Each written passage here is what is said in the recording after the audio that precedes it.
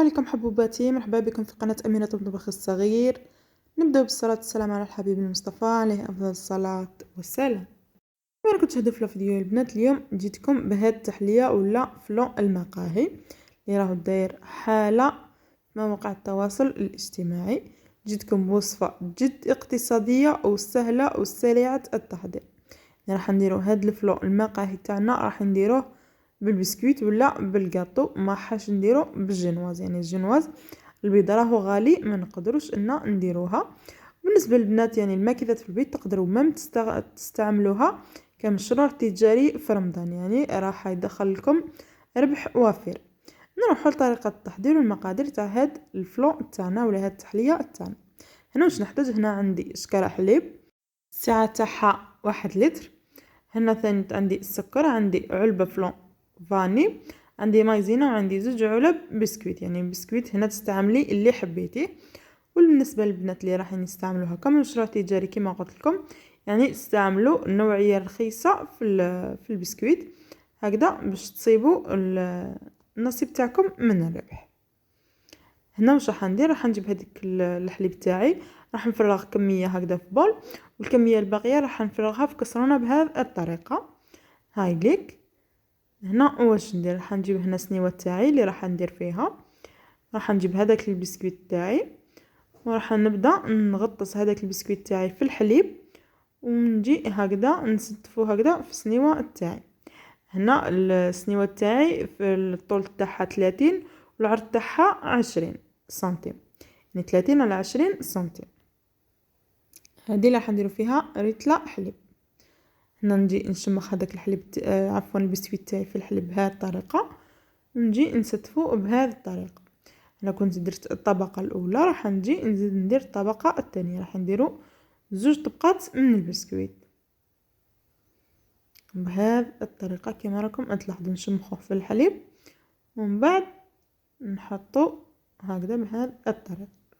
يعني هنا شمخته في الحليب، انتي تقدري تشمخيه في القهوه، تقدري تشمخيه في حليب مع القهوه، تقدري يعني واش حبيتي. حليب تزيدي له الشوكولا، يعني هذيك الكاكاو هذاك تاع الشوكولا، يعني واش حبيتي تضيفي له ضيفي له. انا فقط حبيت اني نخليه هكذاك حليب يعني وحده. انا هذاك الحليب اللي بقى لي ما حبيتش نرميه، كنت عاودت رجعته للكسرونه بهذه الطريقه. واش راح ندير؟ راح نجيب كيس فلون، وزن الكيس 50 غرام، وراح نزيد لها 3 مغارف معمرين مليح مايزينا. هنا بالنسبه للكريمه تاعنا ولا الطبقه الثانيه، هنا راح نزيد لها ثاني 3 مغارف سكر مملوئين مليح.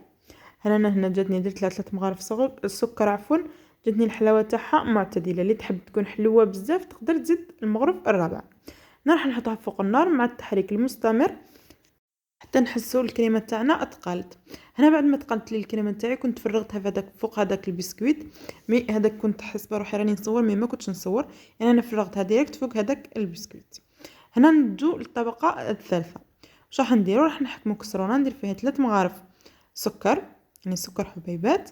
هنا عندي نص مغرفه زبده، وعندي كاس صغير ربع حليب. هذا الكاس صغير ربع حليب واش راح ندير له؟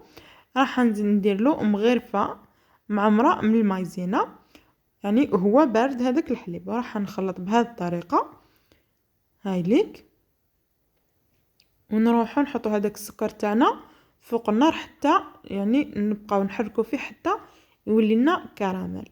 هنا راح نخدموا كريمه الكراميل، راح نديروا هكا طبقه ثالثه.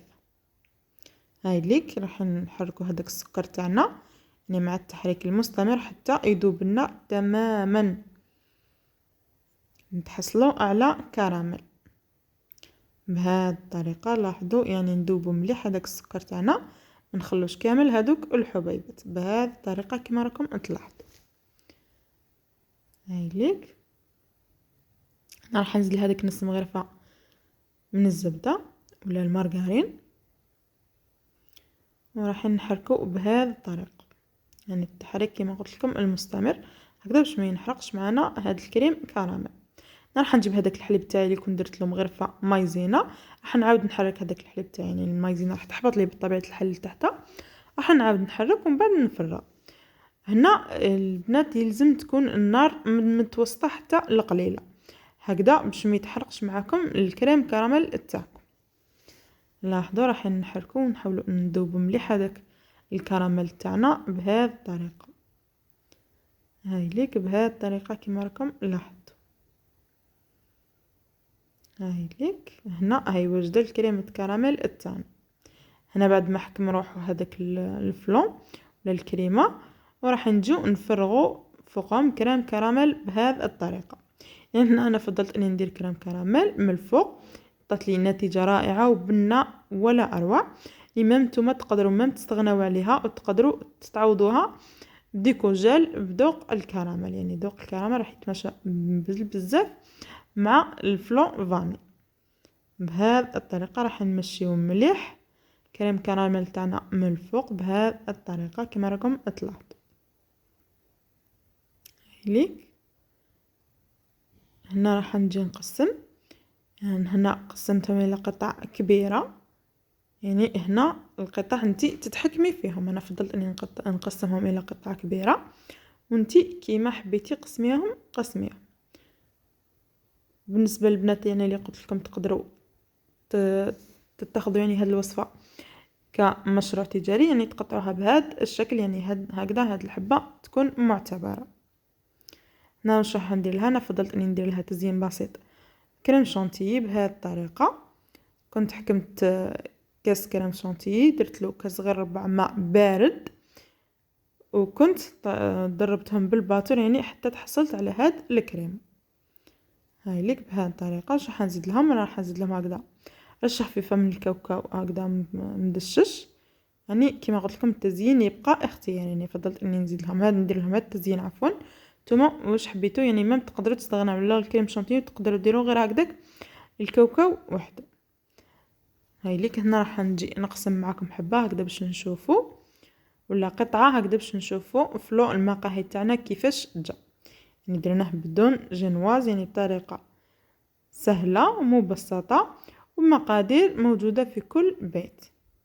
هاي ليك يعني نتمنى انكم تعتمدوا هذه الوصفه في رمضان، في سهراتكم الرمضانيه. رمضان راهو على الابواب، ان شاء الله نصوموه بالصحه والهنا. هنا ما بقى لي غير نقولكم نتمنى تكون عجبتكم طريقتي في تحضير هذا الفلو ولا هذه التحليه. ما تنسونيش الاعجاب والاشتراك في القناه للدعم والتقدم، ومع السلامه الى وصفات قادمه ان شاء الله.